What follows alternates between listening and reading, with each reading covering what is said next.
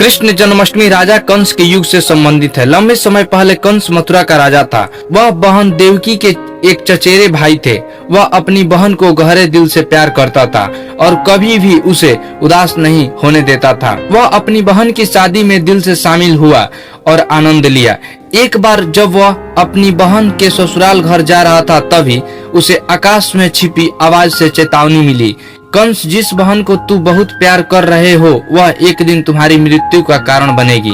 देवकी और वासुदेव का 8वां बच्चा तुम्हें मार डालेगा। जैसे ही उसे चेतावनी मिली, उसने अपने सैनिकों को अपनी बहन देवकी और उसके पति वासुदेव को कारागार में रखने के लिए आदेश दिया। उसने मथुरा के सभी लोगों के साथ क्रूरता से बर्ताव करना शुरू कर दिया। उसने घोषणा की कि देवकी के सारे बच्चों को मार दूंगा।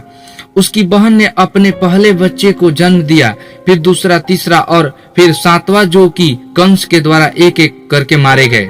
बाद में देवकी अपने 8वें बच्चे के साथ गर्भवती हुई, अर्थात कृष्ण जी, जो भगवान विष्णु का अवतार थे। भगवान कृष्ण ने द्वापर युग के मध्य रात्रि में श्रवण के महीने में अष्टमी को जन्म लिया। उस दिन से लोगों ने उसी दिन श्री कृष्ण जन्माष्टमी या कृष्णा जन्माष्टमी का त्योहार मनाना शुरू कर दिया। जब भगवान कृष्ण नव पृथ्वी में जन्म लिया, एक चमत्कार सा हुआ। जेल के दरवाजे अपने आप खुल गए, रक्षक सो गए और एक छिपी हुई आवाज ने श्री कृष्ण को बचाने के रास्ते के बारे में वासुदेव को बताया। वासुदेव ने कृष्ण को एक छोटी सी टोकरी में ले लिया और अंधेरे के मध्य रात्रि में एक बड़ी नदी से गोकुल में अपने दोस्त नंद के पास ले गए।